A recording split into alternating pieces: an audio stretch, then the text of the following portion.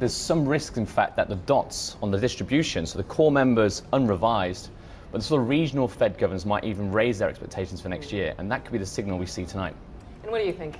Yeah, I think it's going to be difficult for the Fed to increase their growth expectations at this stage. They need to kind of wait to see what actually gets passed for the fiscal policy. So I wouldn't expect any sort of great changes to their growth forecast or really to the dot plot. I think that's probably a story for first or second quarter of 2017. Do you think we'll see a pullback in markets then? Well, I think the conditions could be there for the markets to pull back a little bit. So if you look sort of outside of the Fed, you've had the ECB extend QE for another year. You've just had the Bank of Japan buying in the market again to sort of suppress yields there. So those global yield forces dragging down definitely have an impact on the Treasury market, and everyone is looking for Treasury yields to move higher. So if there is a little bit of disappointment, and at this time of year when the market liquidity is not that hot, then you could see a bit of a pullback in yields here.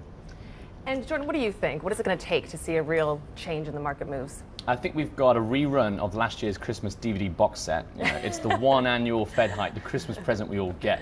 It kind of keeps us all sober until the Christmas parties of next week. But I think that we've got a bit of prudent portfolio management going on in FX. So dollar yen, euro dollar, a bit of a pullback. People are just waiting for the outcome itself. There's a lot of differences between this year and last year, but there's a lot of similarities too.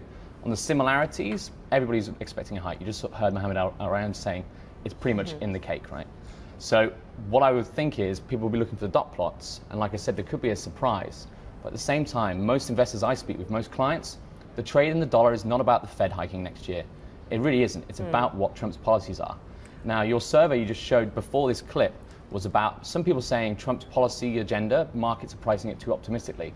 I think they're underestimating it. Is that because there's so much uncertainty regarding what Congress will actually pass when it comes to what the tax reforms look like and, in fact, what kind of stimulus he can get through? Yeah, and I think Donald Trump's a completely different president. I mean, he's been a completely different presidential elect. He's announced a YouTube video saying what he's going to do next year. No one's done that before. He's tweeting consistently about what he plans to do next year or his views for next year. So why are we using the same tools to assess Donald Trump? Like, it's a completely different ballgame, I think.